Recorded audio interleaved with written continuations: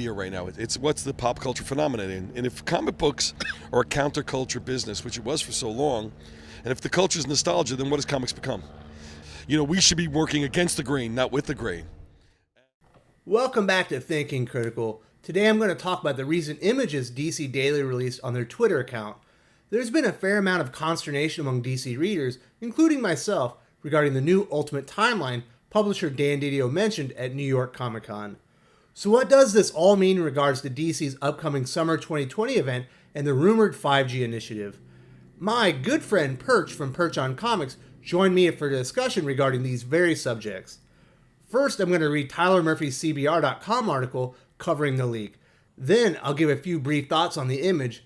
Finally, we'll jump into a very informative discussion with comic retailer, YouTuber, and comic industry expert Perch. Before we get into the details of today's video, just a quick reminder, if you enjoy the content on Thinking Critical, please subscribe to the channel and ring the bell for notifications. We drop new content daily and are your go-to source for quality reviews, open discussion, and in-depth analysis. Also, there's a lot of costs associated with the channel. If you would like to help support Thinking Critical and keep the lights on, a link to our Ko-fi page is in the video description. Supporters receive bonus content and early access to some channel content. Thinking Critical also has a Discord server. It's full of comic talk, movie talk, gaming talk, and more.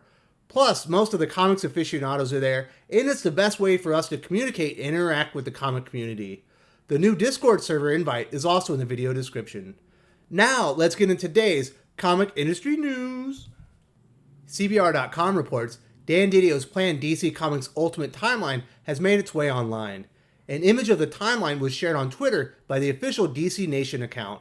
The timeline shows events for assorted characters and titles, including Superman, Batman, and their supporting characters and villains in the new continuity. This comes after the announcement of the DC Ultimate Timeline, which will streamline existing DC continuity and determine the direction of storylines going forward. Anticipation for the revamped timeline has been building since the DC Meet the Publishers panel at Comic-Con International in San Diego. The rows of the timeline are divided between the Batman family, Superman family, and Wonder Woman family.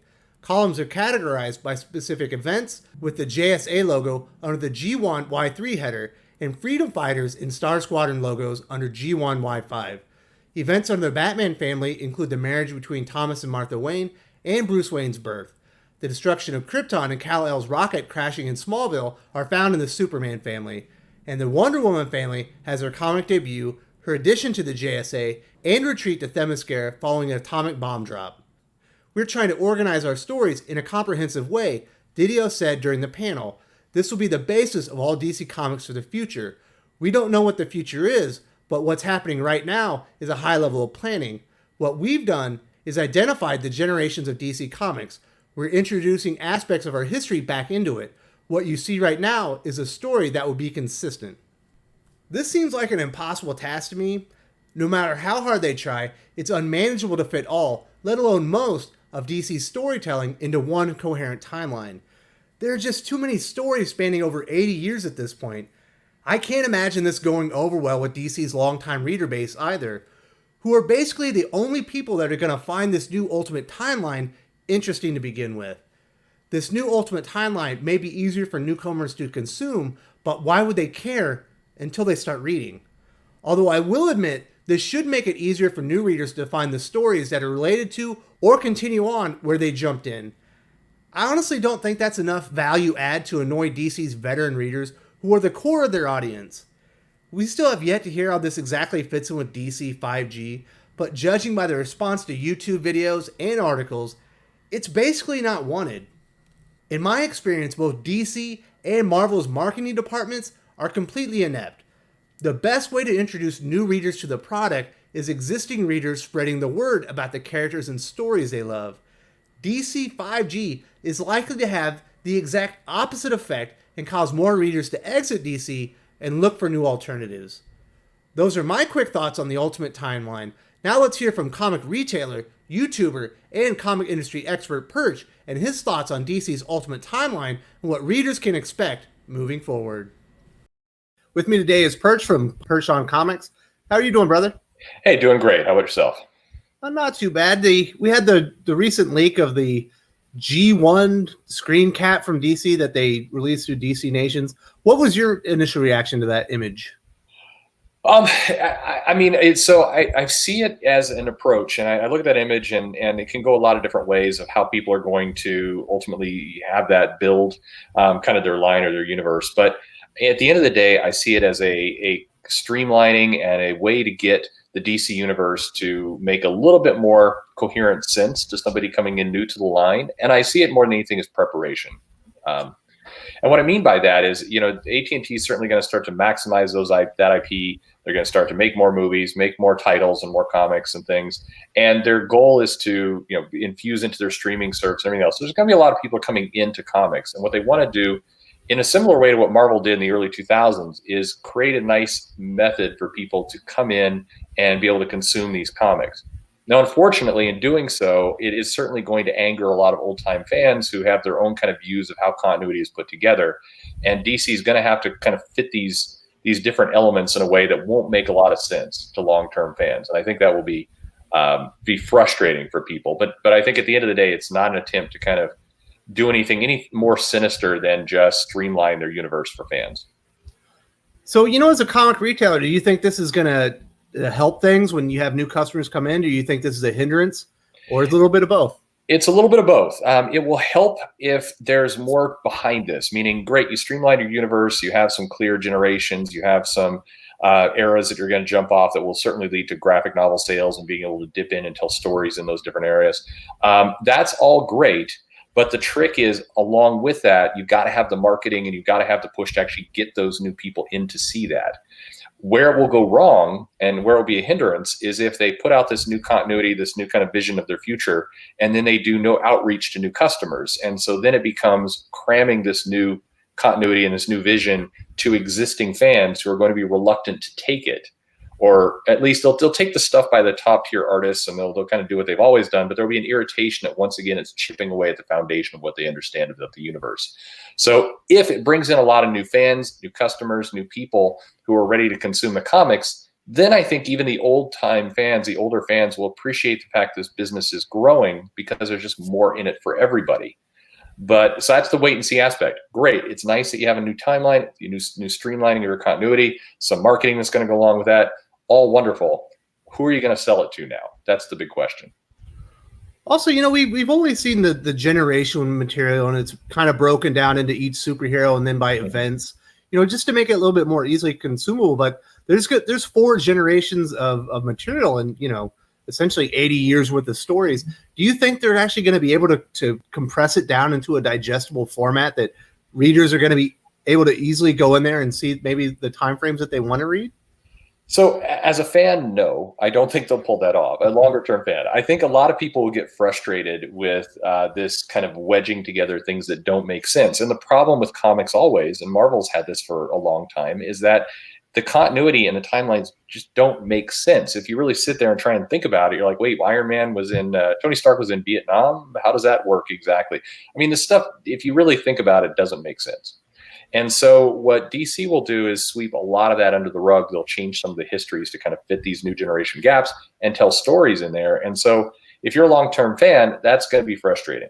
People are going to be irritated. There's going to be outrage. There's going to be articles written, people who are angry about this one element of the character's life. And I'll sympathize as a fan with them. As somebody trying to sell and put comics out into hands of people, if this is done right, big if, it will help. I mean, there's a reason they're doing this. It's not just to piss off long-term fans. It's actually to try and create these opportunities to tell stories in these different generations and to make it consumable, make it all fit. And so if they're able to tie these pieces together, in the end, we'll get good stories. But I'll predict a pretty heavy amount of anger before we get to that happy place, if it comes at all. So, this is kind of reminiscent when Disney acquired Star Wars and they decided they were going to wipe everything out and they were going to recreate a new canon. Maybe not quite on that level, but, our longtime DC fans are some of their most beloved stories, or maybe their most beloved story. Is it no longer going to be part of canon now? Or is it, is that how you're taking it? Absolutely. Yeah, no, I think that's coming and it's going to have that same effect. So I think the Star Wars analogy is great. There are some people who loved a lot of what Dark Horse, and many others did to fill out the universe that got swept under the rug. And that's about to happen here. A lot of that stuff's going to disappear, or it's going to change fundamentally. I mean, you've already seen some pushback, I mean, for contrast with Marvel, when they kind of say that, you know, maybe the Fantastic Four didn't go into space during the Cold War. Maybe it was much later. It was much, you know, it was a sciencey thing. It wasn't related to that whole dynamic. And people are upset because that was part of their history. And I think it was core to their characters. So when you start stripping that away, the characters themselves become less. You know, if you take kind of some of their motivation that was part of the time they lived in, it hurts. So the dynamic in the battle is always, do we live with this kind of odd continuity that doesn't necessarily make sense if you think about it? You know, why is Tony Stark not aging? You know, why is Franklin Richards kind of the same age for 30 years and then suddenly older? That sucks on one hand. And so Dan Didio and others will look at that and say, well, the solution is to make a streamlined continuity. So as new people coming in, as we're pushing the boundaries with AT&T streaming service and other things, that it will make sense. We don't want to have to answer those questions to people coming in new to the comics. And he's got a point there. The problem is, in doing so, you wind up taking a lot away from what made the characters who they are. Okay, so when Dan Didio made this announcement, and we kind of got some sneak peeks, was at the latest, I think it was New York Comic Con, when that all came out. And then it was followed up right by the 5G initiative, which unfortunately sounds like this is leading right into that. So people are associating them together. Do you think that this new ultimate timeline has been created specifically to do the 5G initiative? No, I think they're connected, but they're not dependent on each other. I think there is a desire from DC, and there has been for a long time, to kind of get the next generation of superheroes, something in between what we currently know and the Legion of Superheroes. What's that? You know, the son of Batman, the son of Flash, the daughter of Green Lantern, whatever it happens to be. There's this desire to put that forward. And all the way back to kind of Future's End, there was this wish from Didio and others to build out that universe. So that's what is going on here. I think that they want to do that, but that's separate almost from this other initiative, which is just, hey, we have a new acquirer. They're looking to put us in some other media. It is, maybe an open secret. I think I don't know how much has been published around DC that some of the blame for Justice League and some of these movies failing is because the DC continuity is just too complicated to ever do anything with. And so I think that there's a mandate. It's not just these guys kind of thinking up ideas on their own. There's a mandate to them to say, clean up your universe, make it consumable to customers, do that. And then there's also this desire to make the next generation of heroes. I'm sure Bendis is part of that. And so it's kind of two things coming together. I think it's next generation plus streamline the continuity. And somebody said, hey, my phone says 5G instead of 4G. Let's call it that. And then here we go. So when they move into this 5G initiative, which by all means, it looks like that's going to happen after the next Crisis event, they've made it so where they can move back, correct? Oh, absolutely, yeah. This is not a nobody should be fooled, and people can argue with me if they want, but this is not the new normal. You're not going to see the end of Batman, Superman, Green Lantern, Flash, Wonder Woman in December of next year. They're going to run this event after an event. Very similar, I think, to how you saw Secret Invasion and Dark Reign roll out. Keep in mind who was the architect behind both those things. He's at DC now. It will really feel like that. You're going to have a big event. You're going to have a big ending. You're going to have a new norm for a period of time, and that's going to be to try and focus and build up these new heroes. And then it will come to an end. You'll see the return of heroes and be able to market that as another big event you should buy. And the world will go on normal. But this is going to be, I think I have heard from DC that they've tiptoed at various times into kind of the Batman Beyond and these kinds of worlds, but they never have put their foot down and really, really put their weight behind it. And so the time has come, they're going to do that. And that's what we'll see. Okay, so I have two more questions. So in 12 months, do you think a Wally West fan or a Hal Jordan fan, will there be comics featuring their favorite classic DC heroes, or will they only have these new 5G next generation heroes available?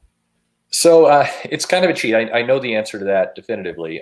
We will see some of those characters still in comics. Yes, you're not going to be completely without the classic characters in January 2021.